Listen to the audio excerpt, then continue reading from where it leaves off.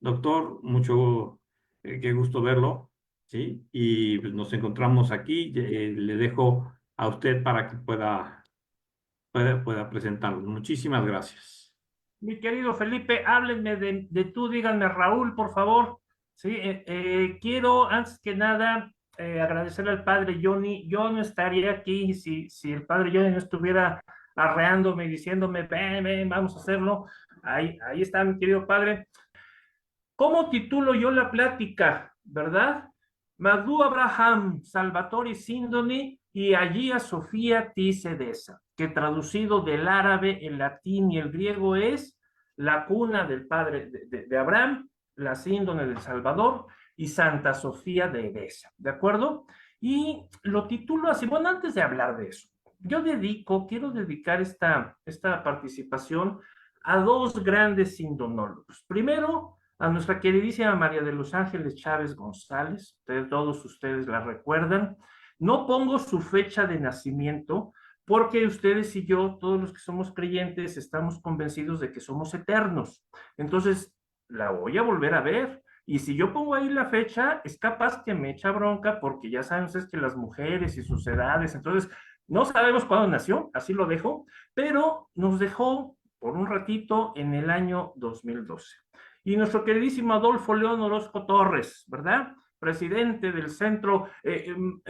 Angelita se encargaba del departamento de historia, ella dirigía el departamento de historia del centro muchos años, y Adolfo, pues el presidente, 1943-2024, nos dejó este año. Por ahí está Marisa, a la que le mando un fuerte abrazo, un beso.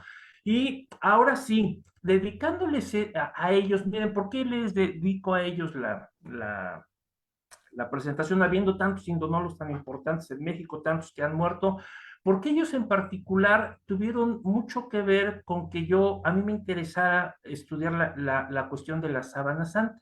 ¿Por qué?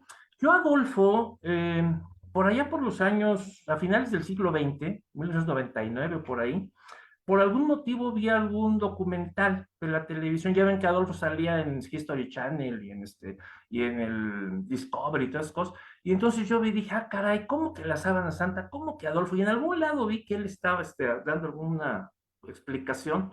Y lo busqué, estando él en el Instituto de Geofísica, allá en la UNAM, siendo el investigador. Él fue inclusive director interino del instituto un tiempo, secretario del instituto muchos años. Y yo estaba también en la UNAM, yo en aquel entonces estaba en el Instituto de Física, estaba estudiando yo ahí, y entonces el posgrado, entonces fui a buscarlo. Le dije, oiga, doctor. Y entonces él me metió ahí a su cubículo, empezamos a platicar, me fue convenciendo. Mi familia tenía una revista y yo le dije, oiga, pues no quiere escribirnos un articulito aquí. Y él nos colaboró con, fíjense, ustedes deben recordar aquella conferencia que daba Adolfo, La Sábana Santa, fraude colosal o testimonio de la resurrección. Entonces ahí publicamos muy felices. Yo quería hacer una revista que al final hice, que se llamaba Expresión Espiritual, sobre cosas pues de toda la cuestión del mundo sobrenatural, ¿no? Del mundo divino. También yo ahí escribí algo y entonces él me habló del centro. Aquí tengo el acta de fundación del centro. Ya ven que se acaban de celebrar, ¿verdad? Su aniversario el año pasado. Se funda en 1983 y ahí tienen ustedes las firmas del cardenal Corripio, ¿verdad? Por acá está el doctor Rivero Borrell, está también en la de Adolfo, en fin, todos los que en aquel momento fundaron el centro. Tengo aquí una foto de aquella época. Ustedes pueden ver aquí al doctor Rivero Borrell. El padre Brambila, que era el teólogo ahí, residente. Aquí está Angelita, bueno, aquí está todo, aquí está Julito López, mucha gente, ¿no? Y esta otra ya está en el 2010, porque esta está tomada en el siglo XX, esta foto. Pero acá ya en el 2010, ya que está, por aquí está Felipe, ¿verdad? Acá está Héctor David, o también Julio, en fin. Aquí está Ramón, que acaba de hablar, acá está José Carlos, que está aquí en el Zoom. Entonces, han sido muchos años, ha sido mucho trabajo desde México, y en ese sentido, cuando yo estuve platicando con Adolfo, me convenció de entrar al centro. Dice, tú eres científico, estamos haciendo cosas serias, tú crees en Dios, vente acá. Y empecé a ir ahí a principios del año 2000. ¿Qué pasó? Que un día estábamos reunidos, ahí en la reunión se hacía cada 2 semanas en el arzobispado católico de la Ciudad de México, y de repente llega Gerardo Halbinger y nos platica, ¿qué creen? llegó a la tienda un sacerdote de Poza Rica y que no cree en la sábana santa. Y nos empezó a platicar esa historia, ¿sí? Los que conozcan al padre Johnny saben que tiene un lenguaje muy rico. Yo le pregunté varias veces a Gerardo, oye, pero exactamente qué te dijo.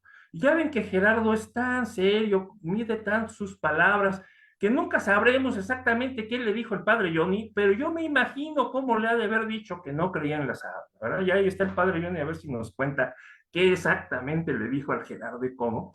Pero el punto es que Gerardo dice, y lo acaba de decir ayer en la presentación que mandó por escrito que leyó Héctor, decía Gerardo, y le dimos 600 tarjetitas, ¿se acuerdan estas del rostro?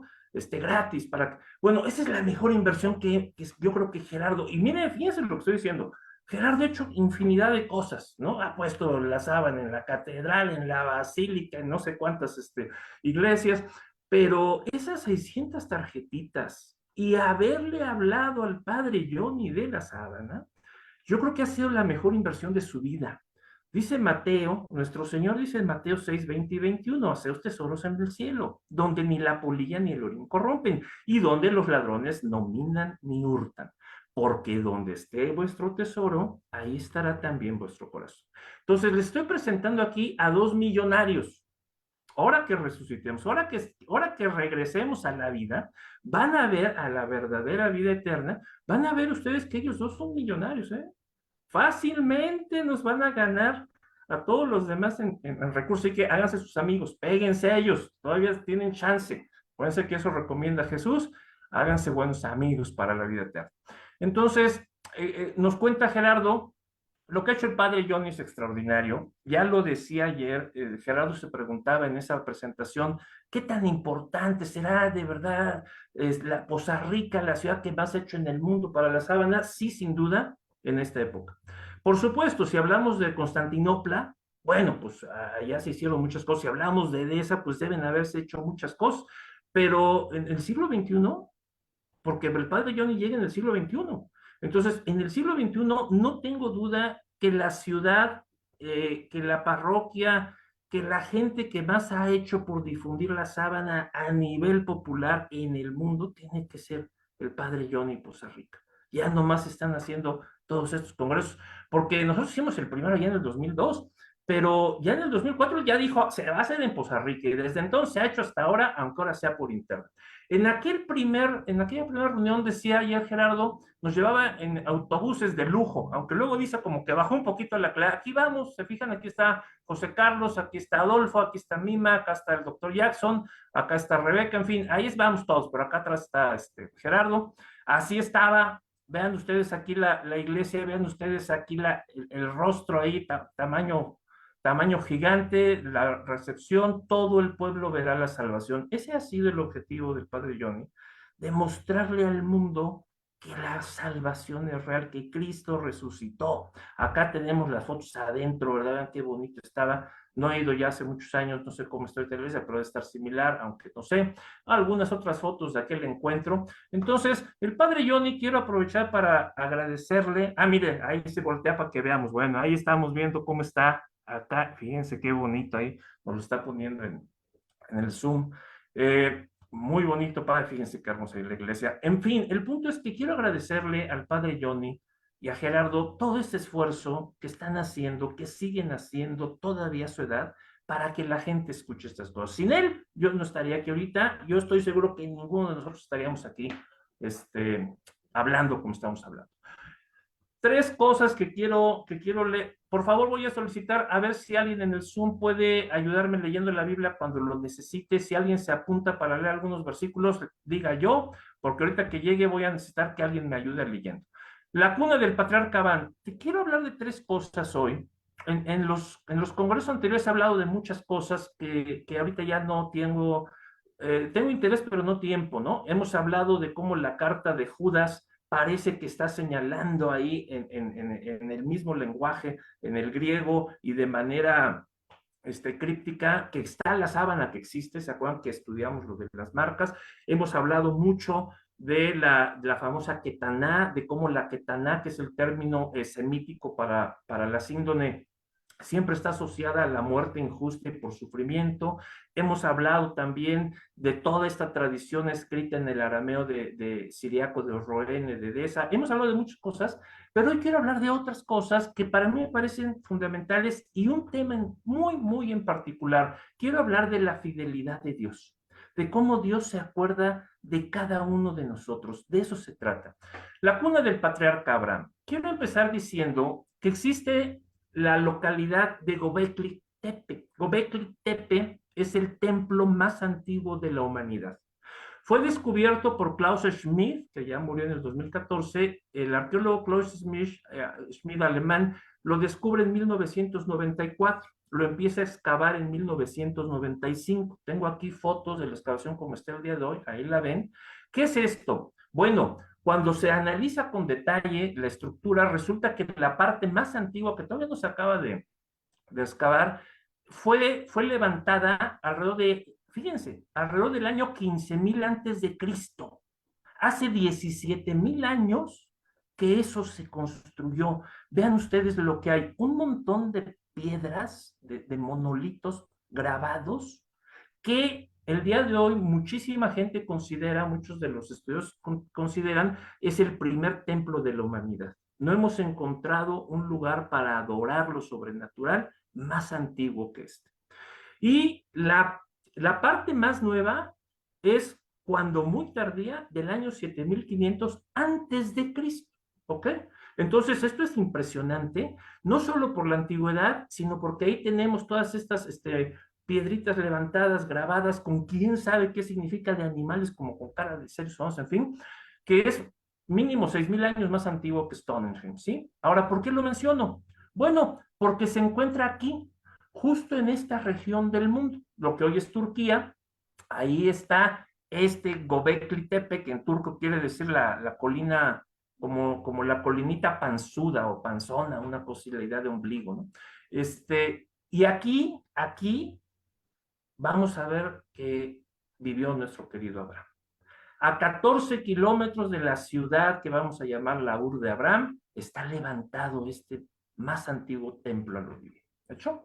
Ya sabemos que Abraham, de acuerdo a los textos bíblicos, ya ven que yo me dedico a estudiar la Biblia muy seriamente, entonces, los textos bíblicos afirman que los patriarcas vivieron muchos años. Independientemente de que ustedes lo crean o no, el relato afirma que Adán estaba vivo cuando Noé nace, o que Abraham nace cuando todavía están vivos Sem, Arfaxad, Eber, Peleg, todos ellos. Eso es lo primero. A veces a la gente se le va esta idea, pero la tradición judía lo tiene tan claro que constantemente, por ejemplo, en el Talmud, en los relatos de tradición, pues mezclan a estos patriarcas conviviendo, porque la Biblia dice que vivieron al mismo tiempo, así de por estas líneas, ¿no? Y sabemos que Abraham desciende a través de Noé, pero a través de Sem.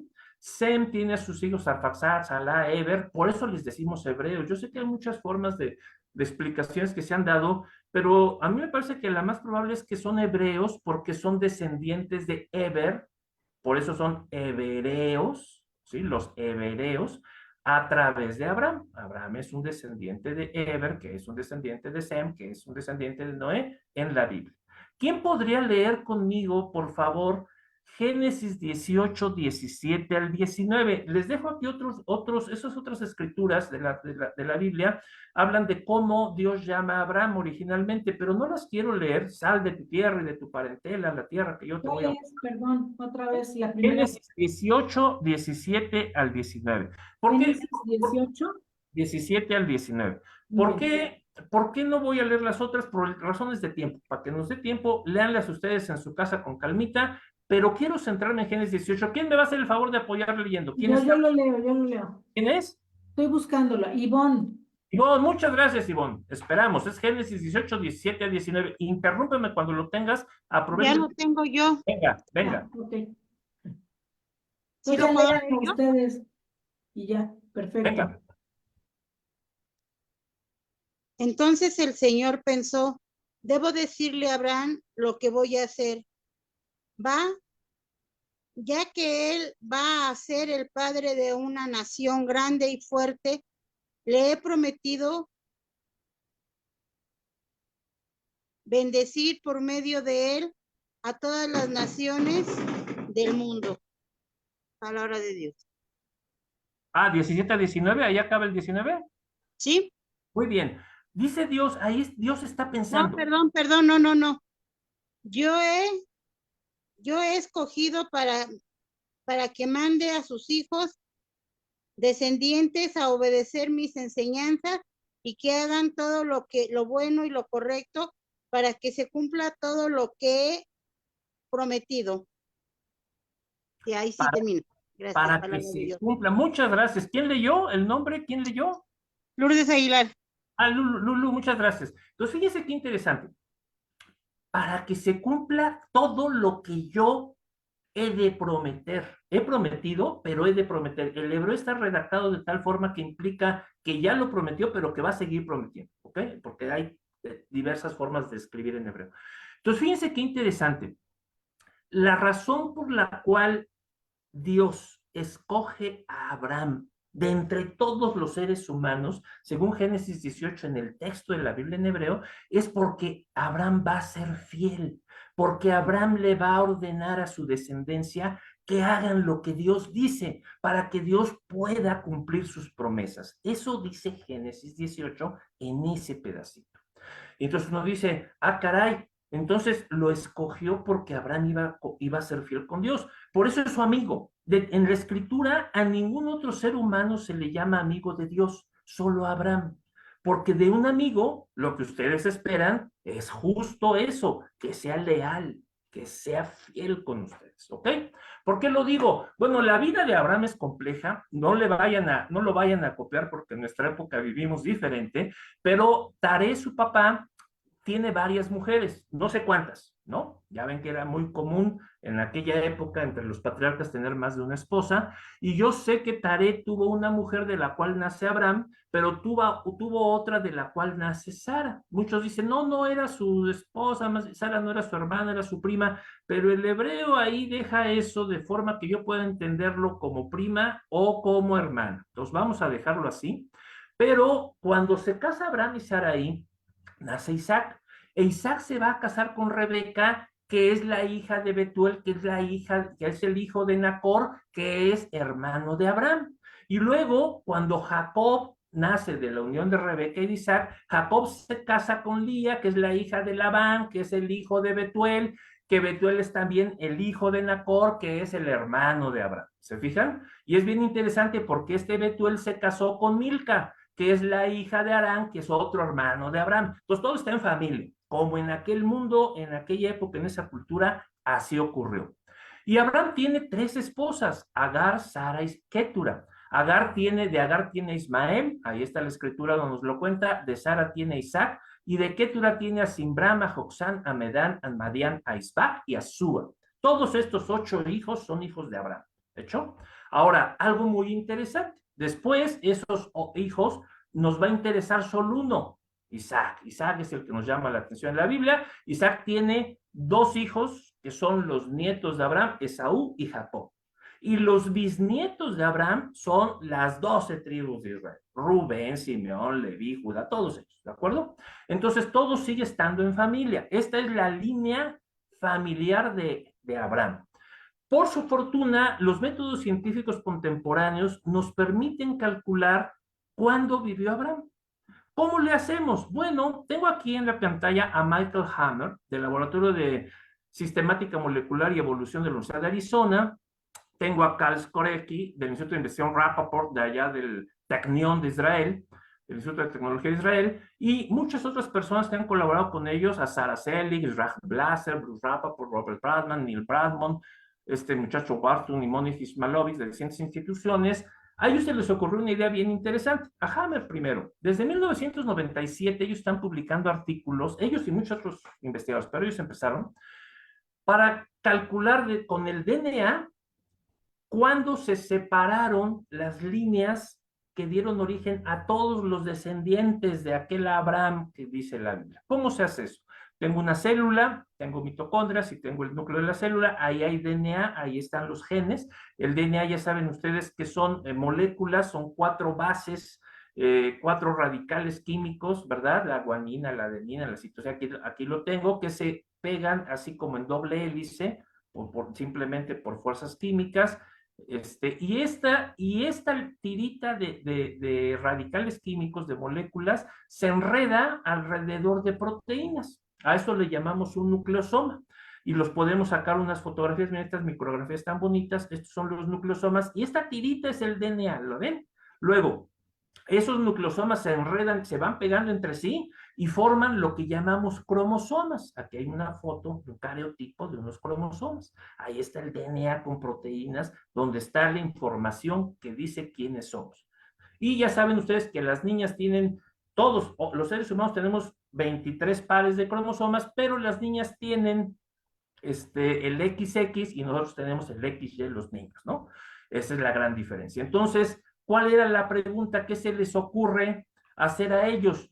Que si yo pudiera ver cómo ha ido cambiando los cromosomas que son Y, que solo se heredan por el hombre, a lo largo de los siglos en la comunidad, por ejemplo, judía, podría ir viendo cuándo tuvieron su ancestro común los distintos judíos que hoy existen. ¿Cómo fue? ¿Cómo se hace eso? Bueno, hay una serie de secuencias genéticas que se heredan casi siempre pegaditas, que no se separan, sino que cuando se heredan juntas, porque hay recombinación, los cromosomas se combinan entre ellos, ¿no? A eso le llamamos haplotipos. Y aquí los tengo por colores. Los colores son los distintos haplotipos de un pedacito de un cromosoma.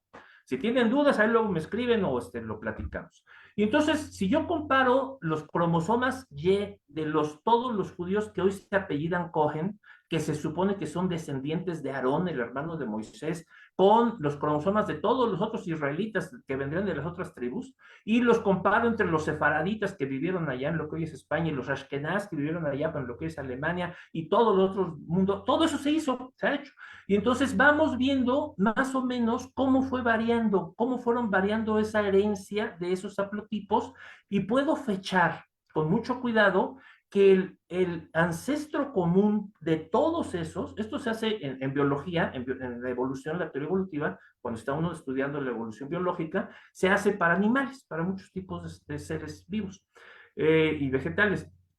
Puedo encontrar que el antecesor común de todos los que hoy viven, que se dicen Cohen, sacerdotes de los judíos, vivió en el año 3190, hace 3190 años, o sea, de aquí hacia atrás, 3190 años, más o menos 1000 años, porque todos estos métodos tienen su rango de incertidumbre.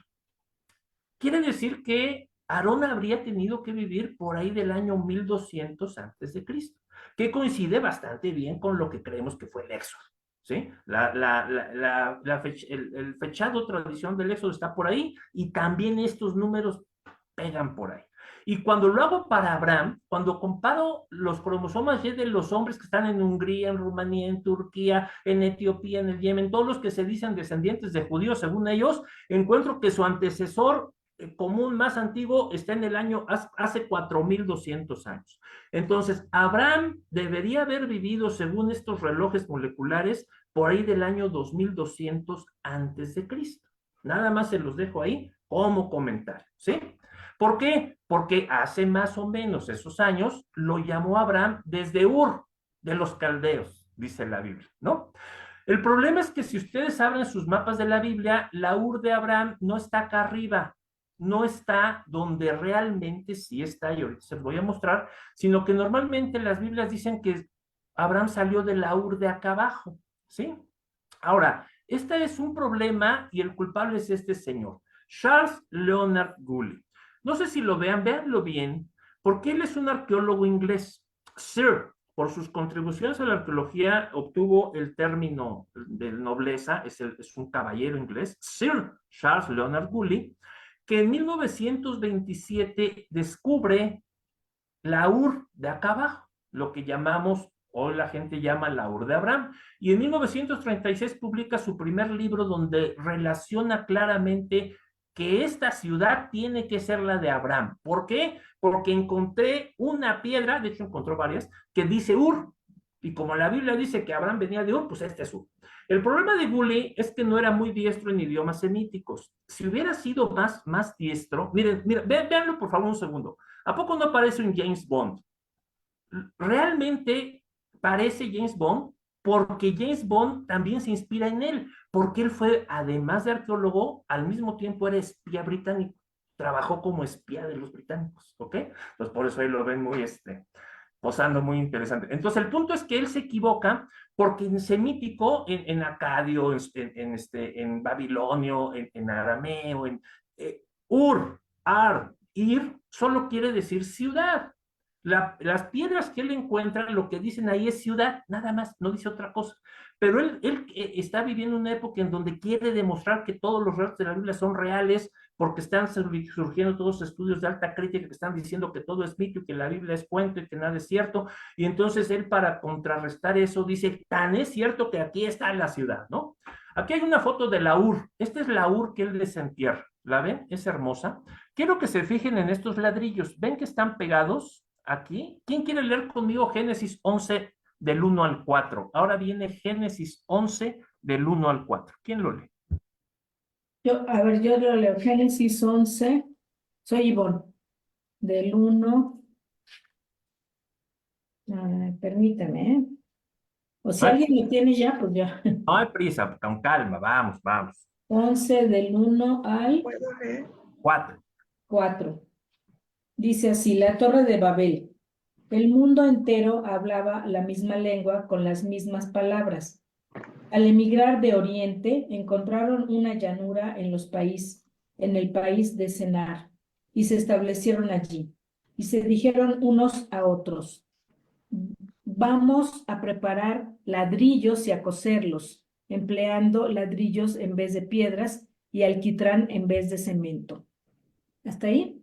Fíjense qué interesante, y fueron tan buenos, lo que usaron fue chapopote. En México le decimos chapopote, ese alquitrán. Usaron chapopote de aquel lugar que ya saben que hay mucho petróleo, y vean que siguen de pie, quedaron tan bien pegados que ahí siguen pegados, ¿sí? Desde aquella época. Ahora, esta, pues es una ciudad muerta, no hay nada, ahí hay un sigurar. La Torre de Babel debe haber sido algo parecido a esto, una estructura muy similar a esta. Pero eso fue allá, en la Ur de acá abajo, ¿sí? En esta Ur de acá. Pero en aquella época, en el año 2000 antes de Cristo, cuando Abraham vivió, pues ya vimos, toda esta región que está en verde era por donde ustedes podían viajar, porque estaba cerca del río Éufrates y del río Tigris, y entonces ustedes tenían agua, tenían vegetación para moverse, había gente. Si ustedes querían ir de Ur hasta Jerusalén, atravesando por aquí, se mueren, pues no llegan, porque es el desierto. Por eso tenía la gente que viajar por acá. ¿De acuerdo? Y por eso muchas Biblias dicen en sus mapas que salió Abraham desde aquí y caminó hasta acá. Bueno, eso es un error. Si ustedes leen con cuidado la Biblia, en Génesis 11:28 dice que murió Harán antes que su padre Taré en la tierra de su nacimiento, en Ur de los Caldeos. Harán es el hermano de Abraham, Taré es el padre de Abraham. Y en Génesis 11:28 dice esto. Y luego dice en Génesis 24, dijo Abraham a un criado suyo, el más viejo de su casa, irás a mi tierra y a mi parentela, y tomarás mujer para mi hijo Isaac. Ya vimos, era de su familia. Yahvé, Dios de los cielos, me tomó de la casa de mi padre y de la tierra de mi parentela y me habló. Y el criado tomó 10 camellos y se fue y llegó a Aram Naharaim, a Mesopotamia, a la ciudad de Nacor. ¿Hecho? Luego dice la Biblia más adelantito en Génesis 28, Isaac llamó a Jacob y le mandó diciendo, levántate, ve a Padam Aram, a casa de Betuel, padre de tu madre. Así envió Isaac a Jacob, el cual fue a Padam Aram, a Labán, hijo de Betuel, el arameo. En hebreo dice, aquí lo van a ver, Ja-Aramí, el arameo, hermano de Rebeca, madre de Jacob y de Saúl. Entonces los manda a Aram Naharaim, los manda a Padan Aram, y luego en el libro de Hechos, capítulo 7, versículo 2, se dice, varones, hermanos y padres, oíd, el Dios de la gloria apareció a nuestro padre Abraham estando en Mesopotamia, antes de que habitara en Harán. Bueno, Aram Naharaim, Bet Naharim o Bain Naharaim, según están hablando ustedes en hebreo, en arameo o en árabe, es esta zona de acá arriba, es esta región que tengo aquí en este circulito azul. En hebreo se dice Padan Aram y en griego se llama Mesopotamia, entre los dos ríos, Mesopótamos, meso en medio, pótamos, ríos. Entonces, esta es la Mesopotamia. Acá abajo la Biblia le llama la tierra de Sinar, la región de Sinar, es otro lado, es otra cosa. Entonces, gracias a Guli, o por culpa de Guli, la gente cree que Abraham nació acá. No, Abraham nació en esta urda acá arriba que hoy vamos a estudiar un poco. De hecho, ahí estuvo la síndone. Ahí estuvo la síndone 1000 años casi. Y vamos a explicar cómo ocurrió. Pero primero, Abraham nació ahí. Acuérdense que estamos hablando de fidelidad y del amigo de Dios. ¿Sí? Nosotros somos hijos de Dios, pero Abraham era su cuate. Hay cosas que yo no le cuento a mis hijos, pero sí le cuento a mis amigos. Y hay cosas que yo no le cuento a mis amigos, pero sí le cuento a mis hijos. Entonces, no es lo mismo ser amigo que ser hijo. ¿De hecho? Abraham no es hijo de Dios. Abraham es amigo de Dios. Ahora, fíjense qué interesante. Este hombre, Huemibran Nekau, es un faraón egipcio. Cuando hace muchos siglos, en el año 600 antes de Cristo, 700, estaban luchando entre ellos dos grandes imperios en esta región del mundo. El imperio babilónico, que está acá abajo, y el imperio asirio, que estaba acá arriba. Entre ellos estuvieron luchando mucho. Y a veces Babilonia conquistaba lo que era hoy Israel, y a veces conquistaba Asiria. Y a veces llegaban unos acuerdos con los egipcios y a veces otros. Entonces, es una lucha política muy importante. Pero por ahí del año 640 antes de Cristo, Babilonia, con un rey que a lo mejor ustedes han escuchado, que le decimos Asurbanipal, Asurbanipal, en el babilonio, en el acadio de la época, aquí lo tengo escrito. Asurbanipal conquista. Él es un rey del imperio asirio. Y él conquistó muchísimo, logró mucho. Pero luego un babilonio, un rey del reino de abajo, Nabopolassar o Naboaplo Us-Ur en acadio, porque esto está en asirio y el otro está en acadio, logra vencer a los asirios y destruye Nínive. Estamos en el año 612 antes de Cristo. Y luego Nabucodonosor, que sigue, que es el hijo de Nabopolassar, Nabucudurri-Usur, Nabu protege la frontera, es lo que quiere decir, va a atacar a todo lo que queda de los asirios que huyeron. Todo esto está ocurriendo en el año 612 al 609 antes de Cristo, todo esto. Y eso está relatado en la Escritura. En Segunda de Reyes 23 y en Segunda de Crónicas 35 se nos cuenta una lucha muy interesante porque Israel, el rey de Israel, tiene un acuerdo con el rey de Asiria. Y el rey de Asiria ya cayó, pero uno de los generales toma el trono, Ashurbanipal II, y le manda a decir al rey de Israel, ayúdanos, al rey de Judá, porque nos están atacando los babilonios.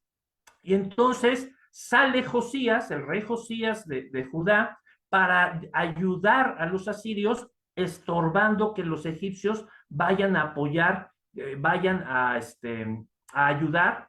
Y eso es muy interesante. ¿Quién quiere leer conmigo Segunda de Crónicas 35 del 20 al 26?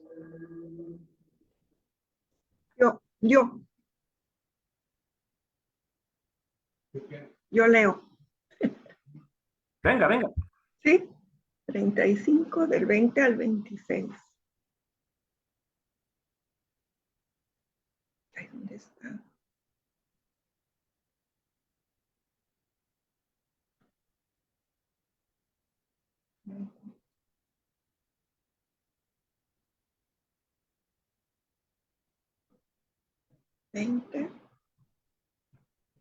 Voy. Después de todo esto, cuando Josías había reparado la casa de Yahvé, subió Neco, rey de Egipto, para Fíjense, combatir. nada más un segundito, la Biblia le llama Neco, pero en la historia egipcia se llama Huamibra Nekau, pero es el mismo. Rey de Egipto, para combatir en Carquemis, junto al Éufrates. Josías le salió al encuentro. Necó le mandó mensajeros para decirle: ¿qué tengo yo que ver contigo, rey de Judá? No he venido hoy contra ti, sino contra otro con el cual estoy en guerra, y Dios me ha mandado que me apresure. Deja de oponerte a Dios, que está conmigo, no sea que Él te destruya. Pero Josías no se apartó de él, pues estaba decidido a darle batalla, y no escuchó las palabras de Necó, que venían de boca de Dios, y avanzó para librar batalla en la llanura de Megiddo. Los arqueros tiraron contra el rey Josías, y dijo el rey a sus servidores: llévenme fuera, pues estoy gravemente herido.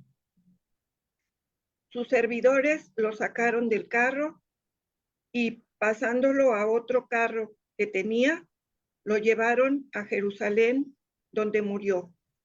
Fue sepultado en los sepulcros de sus padres, y todo Judá y Jerusalén le hicieron duelo por Josías. Jeremías compuso un canto fúnebre sobre Josías, y todos los cantores y cantoras hablan todavía hoy de Josías en sus cantos fúnebres, lo cual se ha hecho costumbre en Israel. Hasta ahí está. Sí, Con eso basta. Entonces, fíjese, yo dije algo mal, te corrijo porque me equivoqué ahorita que lo dije, creo que lo dije mal, pero corrijo. Quien manda a pedirle apoyo a Josías son los babilonios, creo que dije los asirios, no, los asirios estaban aliados con los egipcios y mandaron a pedir a Egipto que los ayudara para luchar juntos contra los babilonios. Y entonces Babilonia, Nabucodonosor, Nabucodonosor, el que defiende la frontera, que es Nabu, ese le manda a decir a Josías: sal y detén a los egipcios, detén a Necao, no permitas que llegue, ¿ok? Como ya vieron, perdió, y entonces llegan a esta región de Carquemis, que está acá arriba, ¿sí? Aquí está la Ur de la que estamos hablando, aquí, y Carquemis está aquí, fíjense, muy cerca. Entonces luchan contra los babilonios, pierden los asirios, pierden los egipcios se regresan, los babilonios les ganan, y entonces 10 de los generales de Ashurbanipal II, del asirio que pierde, se van a establecer en Harán, esa ciudad donde dicen que Abraham, ¿se acuerdan? Que, bueno, esa que además es donde Abraham descansa y donde se muere su padre Taré, ahí ellos llegan, pero y muchos años después, hasta el 612, y ahí establecen la capital de lo que después va a ser el reino de Osroene. Todo esto que está aquí en blanco es un reino que ellos fundan. Se llama Osroene porque originalmente era Azroenoyo, que en siriaco, en el arameo suryoyo de ahí, quiere decir los 10 jefes, los 10 generales que sobrevivieron y establecieron ahí lo que quedaba del imperio asirio. Y lo hicieron con esta figura porque este es el río Éufrates y este es el río Tigris, y entonces son fronteras naturales. El río prácticamente todo está rodeado de río, nada más tiene un pedacito aquí de tierra y acá otro pedacito, y no se puede pasar, todo lo demás son ríos. Entonces, son afluentes del Éufrates o el mismo Tigris, y por eso está muy bien protegido, ¿de acuerdo? Como los fosos de los castillos medievales que les ponían agua, bueno, aquí tenían los ríos ya de una vez. Después, conforme fueron pasando los siglos, cambió de Esdronoyo a Betesdroi, y luego a Betesdro, la casa de los 10 jefes en arameo, y finalmente se llamó el reino de Osroene. Cuando uno va caminando y se acerca a la ciudad de Edesa del reino de Osroene, que luego va a ser la capital, muy rápido la pasan a Urfa, a esta ciudad de Edesa. Ahí se establece la capital de ese reino, allá en el año 600 a.C. Entonces, si vamos subiendo, así como está la Torre Eiffel en París, o el Ángel de la Independencia en la Ciudad de México, o un rascacielos de Nueva York, o sea, hay ciertas construcciones humanas que identifican las distintas ciudades del mundo. Bueno, ¿sí? O la Plaza San Pedro en el Vaticano, ¿no? Bueno, aquí estas dos columnas identifican la ciudad de Edesa, ¿hecho? Vamos a acercarnos, subimos más y ya llegamos a las columnas. Y aquí abajo está toda la ciudad de Edesa. Aquí está la bandera turca, porque hoy está en Turquía. Se llama de muchas formas a lo largo de todos los milenios, porque existía, yo les dije que aquel templo de hace 15,000 años está a 12 kilómetros de Edesa, está muy cerquita, así que tal vez Edesa existe desde por allá, vaya uno a saber, pero se ha llamado de muchas formas. En el arameo siriaco de aquella región se le llama Ur-Hoi. La palabra Hoi o Hai es la raíz del nombre de Dios, ¿sí? De Yahvé, quiere decir viviente, el que está viviendo, el vivo. Por eso es la ciudad viva, la ciudad viviente, la ciudad populosa, donde hay mucha gente. Se le llamaba Urhoi, de un lado del Éufrates, Urjai del otro lado, porque ya ve que luego los idiomas tienen dialectos. No hablamos igual en Mérida que en la Ciudad de México, que en Monterrey. Hay cambiecitos, ¿cómo pronunciamos? Entonces, igual allá, Urhoi o Urjai. Los asirios, de los que estamos hablando, le llamaron Edesu, y por eso los griegos le llamaban Edesa, pero los árabes le llamaron Al-Raja, y los turcos le llamaron Urfa, y los bizantinos le llamaron Justinópolis, y hoy se llama Sanliurfa, pero todos le dicen Urfa de cariño, ¿hecho? Entonces, esta ciudad cayó con los musulmanes en 1144 después de Cristo. Primero fue pagana, luego fue cristiana, como vamos a ver, pero al final es musulmana hasta el día de hoy. En el 1144 los musulmanes toman su control definitivo y hasta el día de hoy, ¿ok? Aquí estoy parado y pueden ver toda la ciudad de Edesa. ¿Ven qué cosa tan hermosa? Aquí una mezquita. Bueno, vean los ríos aquí. Este es un afluente del río Éufrates. Y por eso Edesa ha sufrido muchas inundaciones a lo largo de los siglos. Varias veces las inundaciones han destruido la ciudad totalmente y han matado hasta una tercera parte de su población, porque está rodeada de ríos y cuando se inunda, ¿ok? Aquí una callecita de Edesa. Acá pueden ustedes ver a la gente ahí, a la usanza musulmana, el río en otra región. Vean qué hermosa. Y esta es la que me interesa. Esta, que la vamos a estudiar al ratito con más detalle, o la vamos a estudiar ahorita, no, al ratito. Esta mezquita que está el día de hoy ahí se llama la mezquita de la cuna de Abraham, ¿sí? Maham Ibrahim. ¿Por qué? Vamos a bajar de la montaña donde estamos. Ahorita estamos, creo que se las puse acá. Estoy en esta montaña. Ahora voy a bajar para entrar por esta puerta que ven de aquí. Me voy a meter, ¿hecho? Ya me metí. Y aquí está donde los musulmanes se lavan ritualmente antes de hacer sus oraciones. Y ahora voy a caminar hacia este lado. Voy a caminar para acá. Y cuando camino para acá, llego a unas rejitas. ¿Ven estas rejas? Bueno, en estas rejas, aquí hay un letrero. Aquí está la montaña de la que acabamos de bajar. Hay mucha gente que está ahí haciendo cosas. ¿Qué es lo que veo yo en este lugar? Aquí, esta es la cueva donde nació el profeta Abraham. Maham Ibrahim. ¿Se fijan? En muchos dialectos árabes. Entonces, si ustedes dan un dinerito, se pueden meter ahí, ¿verdad? Y lo que encuentran es esto. Abajo hay un pozo. Y en ese pozo, ahí los musulmanes dicen que son las aguas más sanadoras después de las de la Meca. Si ustedes usan las aguas de la Meca, son las más milagrosas, pero después estas, ¿no? Porque los musulmanes y los judíos creen hasta el día de hoy que ahí nació Abraham. ¿De hecho? Entonces ustedes están viendo supuestamente la cueva donde nació Abraham, pero hay más. Por favor lean, si no lo tienen, pídanmelo, ahí en el Facebook me pueden encontrar. Yehuda Ben Zion Segal, que murió en el 2003, es un orientalista muy, muy interesante, y él publica un librazo que se llama Edesa, la ciudad bendita. No lo he visto nunca en español, pero está en inglés y en otros idiomas. Entonces, sobre todo de allá del oriente. Entonces, ahí él explica toda la historia de Edesa. Él se dedicó a escribirla. Es muy interesante, es el mejor libro que yo conozco sobre la historia de Edesa. El que lo quiera, me lo pide.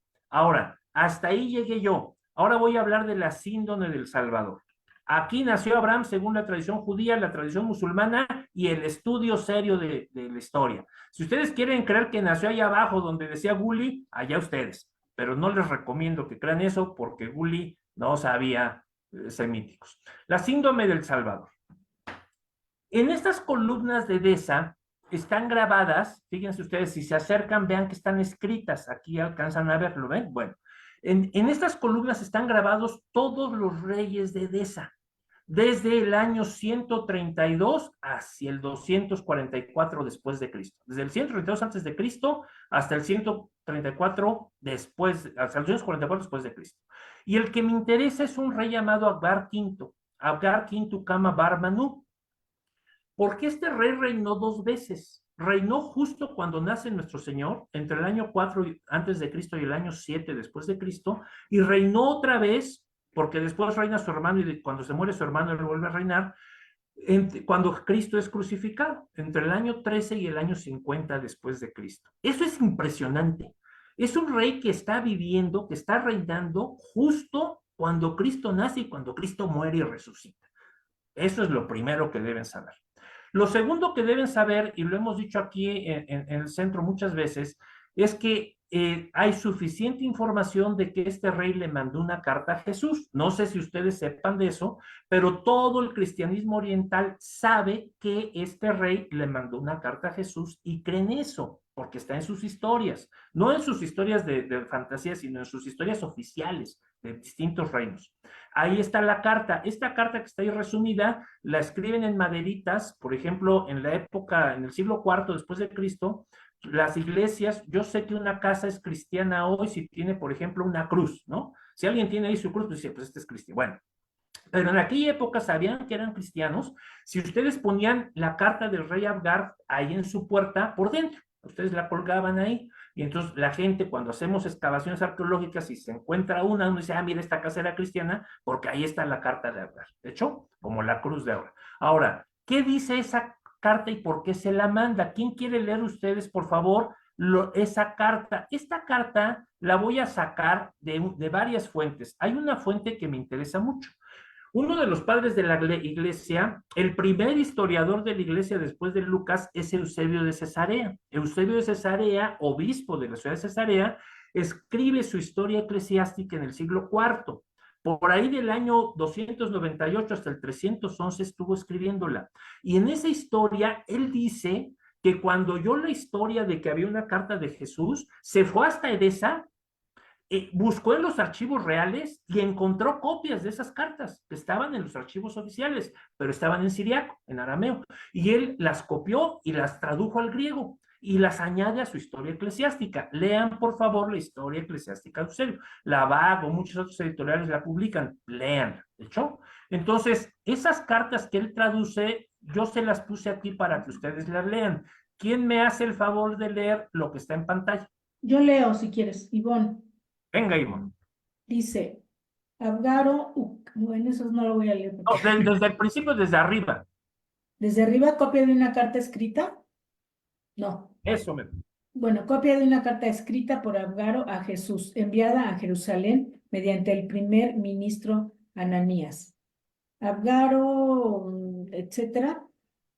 Abgaro, Ucama, Toparca. Abgaro, Al buen, el negro, Toparca. Toparca es el término que ellos usan para rey, como los faraones, faraón, o como los césares de Roma, el César. Este es el Toparca.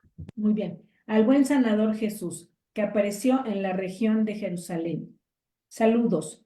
He oído acerca de ti y tus curaciones, las que realizas como si prescindieras de las hierbas y de los medicamentos. Las noticias dicen que incluso llegas a hacer que los ciegos vean, que los cojos caminen, que sanas hasta a los leprosos y que eres capaz de expulsar a los demonios y a los inmundos espíritus, que sanas a atormentados por enfermedades muy largas o que resucitas a los que han muerto. Al oír esto, solamente creo que hay dos posibilidades. O eres uno de los dioses y habiendo descendido del cielo, ahora llevas a cabo estas cosas, o, ya que las realizas, eres uno de los hijos de las divinidades. Por ello, es por ello que ahora te he escrito, pidiendo que vengas a mí para sanarme. He oído también que los judeanos buscan tu mal, murmurando contra ti, en contra tuya. Mi ciudad, aunque es pequeña, es capaz de ayudarte, y creo que aún es suficiente para que ambos habitemos. Vente para acá, hombre, ¿qué haces por allá? Si aquí sí te queremos, vente, aquí cabes, ¿ok? ¿Qué le responde Jesús? Según Eusebio y según otras fuentes antiguas, Jesús respondió a esa carta y sería la única carta que Jesús respondió. ¿Quién lo lee? Si quieres, sigo leyendo para que sea más ágil. Respuesta de Jesús a Abgaro Toparca mediante el primer ministro Ananías. Feliz tú porque has creído en mí sin siquiera haberme visto. De mí ha sido señalado por Dios que aquellos que me han visto no me crean, para que así aquellos que no me han visto crean y también sean sanados. Acerca de lo que me pides, que vaya a ti, me resulta indispensable cumplir todo mi trabajo aquí, y así, una vez llevado a cabo, seré llevado a quien me envió primeramente. Cuando hayas sido llevado, haré que uno de mis seguidores vaya hasta ti para que te proporcione la salud y la vida a ti y a los tuyos. Correspondencia real, ¿verdad? Son cartas entre reyes. La fama de Jesús, según el Evangelio de Mateo, fue tan grande que, dice aquí, si ustedes lo leen, que su fama se extendió por toda Siria. Y Siria en aquella época, aquí está Jerusalén, Siria está por acá arriba. Y Urfa, esa está acá, está vecinita a Siria, ¿se fijan? Muchas veces en aquella época también la región de Urfa se llamaba Siria, pero la verdad es que Siria solo era esto y esto era Osroene. ¿De acuerdo? Ya lo vimos. Aquí lo pongo más claro. Este es un mapa del año 120 romano y la provincia de Judea está acá. Acá arriba está Siria en el 46 y esto que está en el 41, esto en naranjadita que parece el estado de Texas o el estado de Chiapas, esto es Osroene. Y aquí está Edesa, ¿de hecho? Entonces sí está muy cerca, puede ser que oyera la fama. Y no solo Eusebio cuenta esto. Egeria la peregrina, lean los diarios de Egeria, una mujer que en el siglo IV se va de peregrina desde España a todo el Medio Oriente, ¿se imaginan? Y ella escribe sus diarios de viajes, léanlos. Ahí ella cuenta lo mismo, que ella fue y vio las cartas y le contaron la historia. Y Moisés Coronensis, que es el padre de la historia de Armenia, Armenia está arribita. Aquí está Armenia, fíjense, este pedacito es Armenia, y Armenia aprendió el cristianismo de Osroene.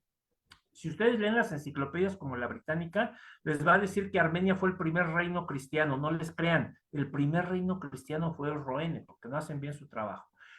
Hay en el Museo Británico, bueno, en la Biblioteca Británica, hay un manuscrito que está catalogado como el Códice 16.484 en su folio 19, que es del siglo IV, que está en arameo y que proviene de Osroene. ¿Quién lee lo que dice ese códice? ¿Sigo leyendo? Claro, venga. Dice, cuando Cristo fue sentenciado a muerte y el rey Abgaro escuchó que los judeanos lo habían asesinado crucificándole, se enojó muchísimo y se levantó y llegó hasta el río Éufrates, porque quería subir contra Jerusalén y destruirla. Pero cuando llegó al Éufrates pensó, si ahora cruzo el río, me enemistaré con el emperador Tiberio, por lo que prefiero escribir cartas al procurador Sabina y al emperador Tiberio, y Sabina, habiendo recibido las cartas, se las envió a Tiberio. ¿Quién sabe si eso es cierto? Pero hay al menos un manuscrito que cuente esa historia. Y ahora vamos a terminar con Eusebio de Cesarea. Vamos a leer este pedacito que falta. Venga. A ver, dice, a estas cartas acompañaba también lo siguiente en siriaco. Pero después de la ascensión de Jesús, Judas, llamado Tomás, envió como apóstol a Tadeo, uno de los 70, el cual, habiendo llegado, se hospedó en casa de Tobías, hijo de Tobías. Cuando se extendió el rumor acerca de él, se comunicó a Abgaro que había ido a aquel lugar un apóstol de Jesús, de acuerdo con lo prometido por la carta. Así pues, Tadeo empezó con el poder de Dios a sanar toda enfermedad y debilidad, de manera que todos quedaban maravillados. Cuando Abgaro escuchó los grandes y admirables hechos, sospechó que se trataba del discípulo del cual Jesús le había escrito en la carta cuando le dijo: cuando sea tomado arriba en el aire, enviaré a uno de mis discípulos para sanar tu enfermedad. Mandó llamar a Tobías, en casa del cual se hospedaba Tadeo, y le dijo: he oído que posa en tu casa un hombre poderoso, envíamelo. Tobías se dirigió hacia Tadeo y le dijo: el rey Abgaro me llamó para decirme que te llevara a él para que lo sanes. Tadeo le dijo: subiré yo, que he sido enviado a él con poder. Madrugando al día siguiente, Tobías tomó a Tadeo y fue a Abgaro. Tadeo llegó estando ya en pie los magnates del rey, y en el preciso momento en que él entró, se apareció a Abgaro una gran visión de la cara del apóstol Tadeo. Cuando Abgaro le envió, se posternó ante Tadeo, sorprendiendo a los presentes, pues no veían la visión que solo se apareció a Abgaro. Esto tuvo lugar en el año 340. Por el momento, este relato traducido del siríaco no será útil y me parece suficiente. No será inútil, no será inútil y me parece suficiente. Gracias al obispo de Cesarea, el querido Eusebio, tenemos estos datos. Él asegura que los sacó del archivo real de Edesa y que le consta que estaban ahí guardados en arameo, que él los tradujo. El año 340 es la cuenta de Edesa, equivale al año 30 después de Cristo, en nuestra forma de contar el tiempo. ¿Le creemos a Eusebio? ¿De verdad todo esto pasó? ¿Le creemos a Egeria la Peregrina? ¿Le creemos a Moisés o no le creemos? Bueno, simplemente quiero decir que este es un mapa alrededor del año 200 después de Cristo de cómo el cristianismo está avanzando. Donde está muy gris es que hay muchos cristianos. Donde hay puntitos amarillos hay iglesias que sabemos que existen, con obispos y con toda una estructura. Y donde están los puntitos rojos es que además hay seminarios cristianos. Hay lugares que se dedican a enseñar el cristianismo. Y los puntitos rojos están en Antioquía, en Edesa, en Roma y en León. Edesa, para esa época, ya es cristiana y es muy famosa. El otro puntito está en Alejandría, ¿verdad? De Orígenes y Clemente. Entonces, fue uno de los 5 lugares que muy temprano en la historia se volvió no solo cristiano, sino además tenían educación para los cristianos de alto nivel. Todo lo que está en blanco no tiene cristianos. Y en Edesa uno puede encontrar en el siglo, en los museos, esto se encontró en un museo de Edesa, está datado en el siglo IV, en los años 300, no me digan que no es la cara de Jesús. Esto es, se supone que está representando este mosaico, el famoso, aquí está en arameo siriaco, mandila. De ahí viene el mandilion.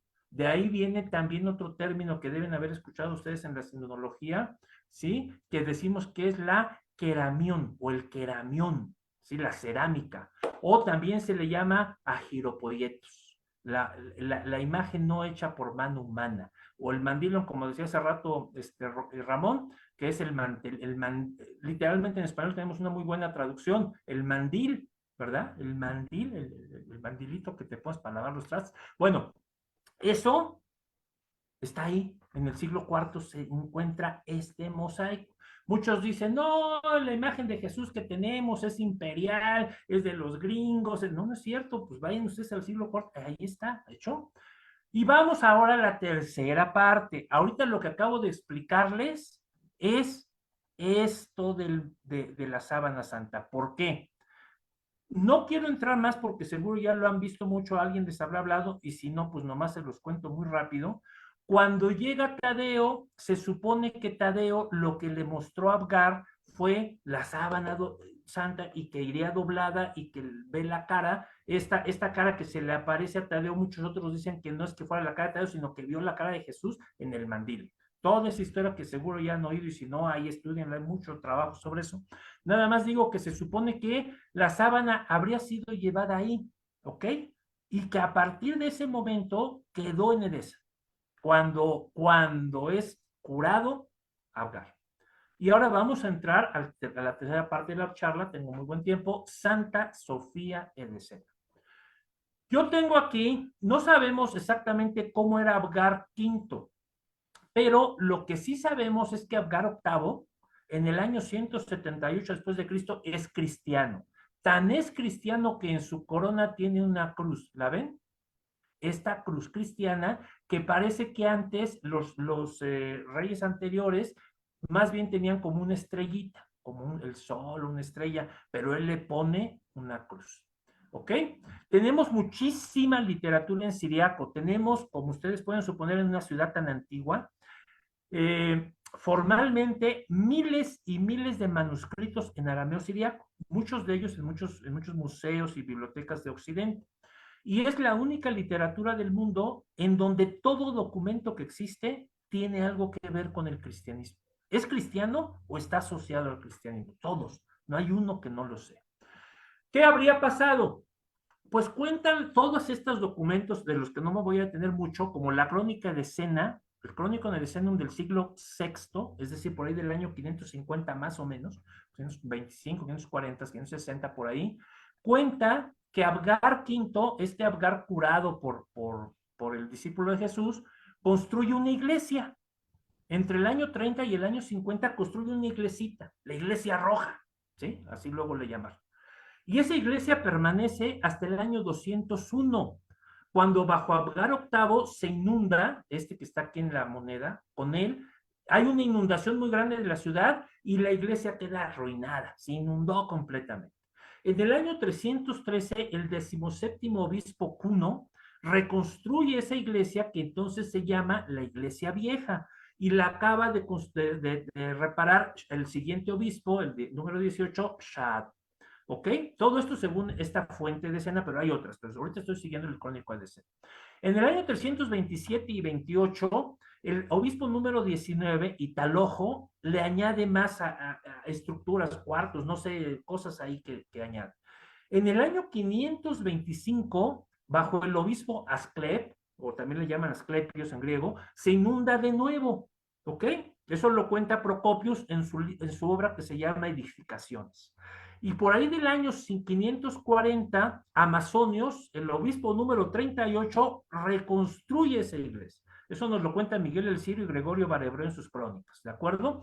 Entonces, no solo Abgar V establece el primer reino cristiano de la historia, sino que construye la primera iglesia dedicada al cristianismo de la historia. ¿Dónde? En Edesa. ¿Dónde? En la ciudad del amigo de Dios, Abraham.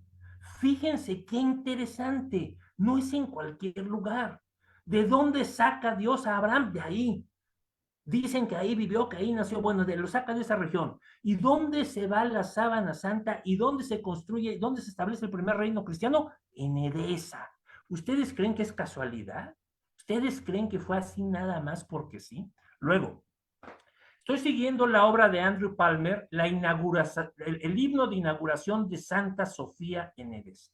¿Por qué? Porque todas las grandes catedrales se inauguraban con mucha procesión bizantina y todas estas cosas, todavía lo hacemos, pero pues en aquella época era una tradición muy interesante, ortodoxa, ¿verdad?, del Oriente, y él recupera el himno que se cantó cuando se inauguró lo que fue la catedral, que se nos dice que la catedral se construye justo ahí en aquella antigua iglesia, la iglesia roja, sobre ella se modifica para hacer la catedral de hecho.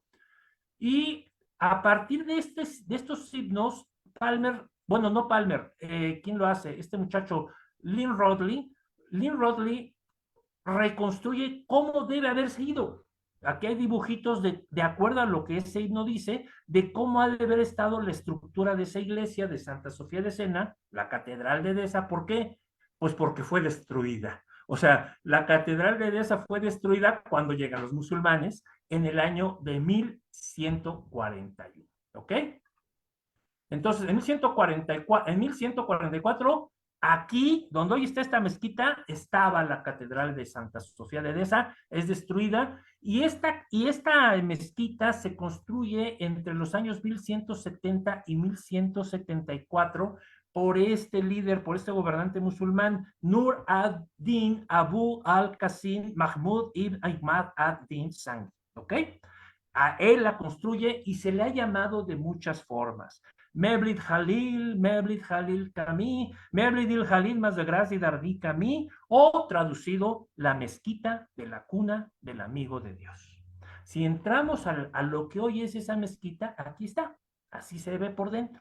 Pero ahí antes había una catedral, la catedral cristiana. Y dicen todas estas crónicas que sobre su altar estaba colgada, así como lo tenía el padre Johnny, la sábana santa doblada como el famoso mandilio. Y ahí estuvo por casi medio milenio, en la ciudad de Abraham, como diciéndole, yo estoy convencido que Dios actuó en la historia.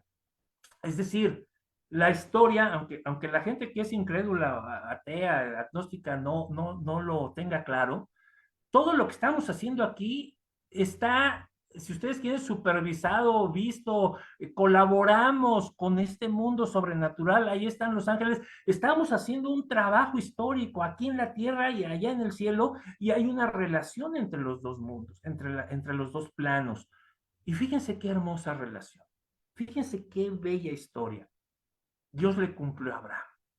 ¿Se imaginan? Llaman del Salvador, ¿no? Yo te dije que iba a haber un Salvador, y cómo ves que en tu ciudad voy a hacer la primera iglesia y ahí va a estar la imagen del Salvador.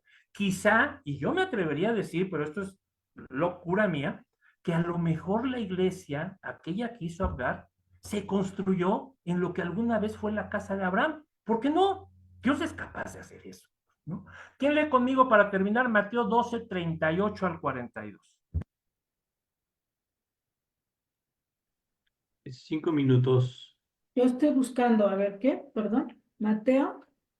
Perfecto, porque ya nos faltan 3 minutos. Mateo 12, 38 al 42. Mateo 12, 48 al 50. No, Mateo 12, 38 al 42. 48. Ok, dice así.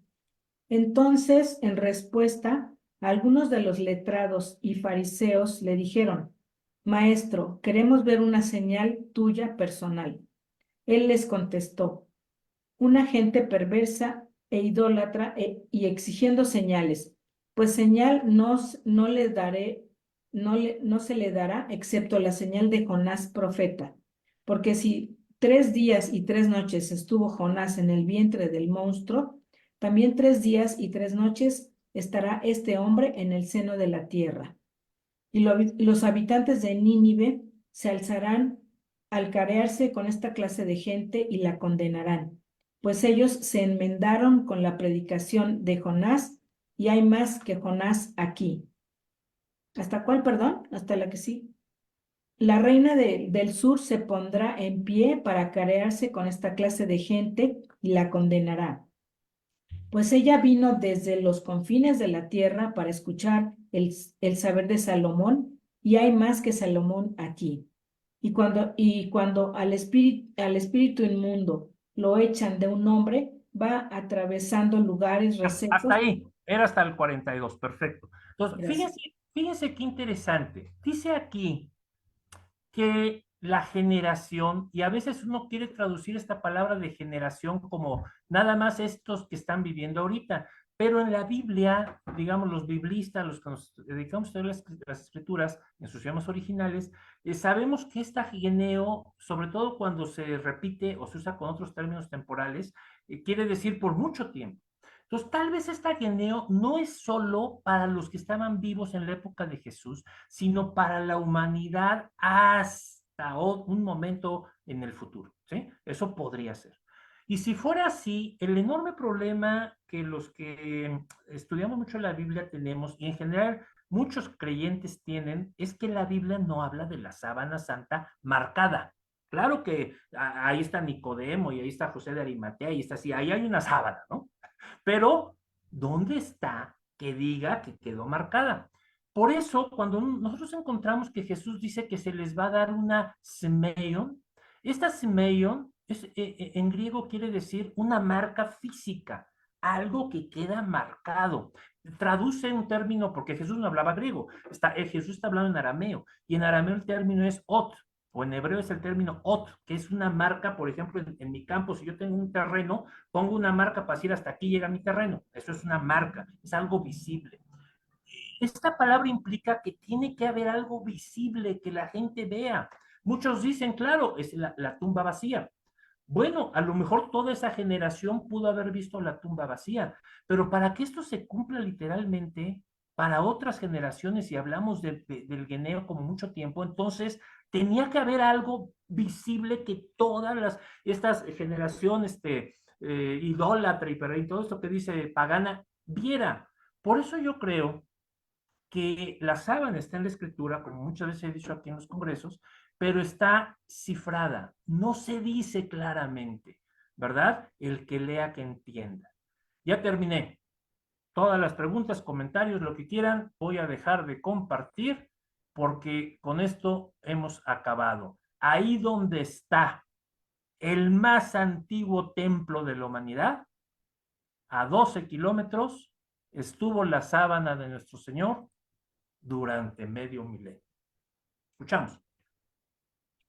Encima del altar, ¿eh? Muchísimas gracias, Raúl. Digo, qué interesante y cómo encontrar la sábana santa y Abraham y de dónde y por qué. O sea, todo tiene su razón. No sé si alguien quiera hacer algunas preguntas. Sí, Marisa. Sí, pues no, primero quiero felicitarte, Raúl. Salúdame a Monse también por tu excelente, excelente exposición. Yo me acuerdo cuando apenas empezabas a estudiar el hebreo. Ahora, ¿cuántos hablas? Hablar es muy difícil porque hablar tienes que estar. Pero bueno, lees o entiendes. Pues hasta ahorita he tratado de que sean 18. Ahí vamos en los 18. Ay, qué bárbaro. Pero eso, fíjate que la Biblia es muy importante porque aunque está la Septuaginta que está en griego y la otra que está en latín, pero ir a los orígenes del idioma es mucha precisión en lo que dice y muchas veces no se entiende con claridad lo que explica la Biblia, pero remontándote a lo que tú nos has mostrado, es impresionante porque yo sí tengo el libro de Eusebio de Cesarea donde están las cartas, ¿no? Porque tú nos los recomendaste y Adolfo lo compró, pero es impresionante todo aquello, porque fíjate, yo estaba confundida un poco con Asia Sofía y la que estaba en otra. Esa es la que está, donde es la cuna del amigo de Dios, ¿no? Donde dijiste, esa es la verdadera Asia Sofía. Sí, porque la Hagia Sofía de Constantinopla es muy famosa. Todo el mundo. Ándale, esa yo me confundía con Constantinopla. Pero esta es de Edesa, pero es que ya no existe, ya fue destruida. La que no existe es la de Edesa y la de Constantinopla sí sigue. Sigue, pero la volvieron museo, o sea, luego fue mezquita, luego fue museo, luego Ok. pero esa sí sigue. Ok, y una cosa que no sé si me quedó clara de Abraham, que salió, pero no es de Ur de los Caldeos, ¿verdad? No es de la de abajo, sino de la Ur de arriba. Es que los caldeos quieren decir arameos, y los arameos estaban Ok. arriba, nomás que Guli se le hizo fácil decir, eso no importa, aquí dice Ur y es acá abajo. Sí, porque además salía como que salía del desierto y la Ur de arriba como que hay más ciudades, no tan el desierto, ¿no? Y ahí estarán muy cerquita, entonces luego bajarán y ya luego, pues sí. Ajá. Y eso de Osroene es donde Apagar Quinto es donde gobernó todo el reino de Osroene, ¿verdad? Que era católico o cristiano. Bueno, él era pagano, pero Ajá. cuando Ah, llega, no, lo curó. ahí se convierte al cristianismo. Sí, porque hasta le decía a Jesús que se fuera para allá y él iba a defender para que no lo matara, ¿no? y Judas Tadeo es el que hay un libro, no me acuerdo si es Ediciones Paulinas, que es el que lo mandan allá a evangelizar, y es el que le lleva pues el equivalente a la respuesta física de curarlo de Jesús, ¿no? De la respuesta. Pero acuérdense ustedes que en las imágenes de Judas Tadeo, si ustedes van a cualquier iglesia, van a ver que tiene el rostro de Cristo en el pecho. Sí, Porque porque viene esto una era tradición, primo, ¿no? Era primo hermano de nuestro Señor. pero viene de una tradición muy interesante que me la hizo ver Gerardo Harbinger, lo comentaba, que por qué traía en el pecho San Judas Tadeo la imagen, la cara de Jesús. Pues muy probablemente porque viene de una tradición donde trae el mandilion.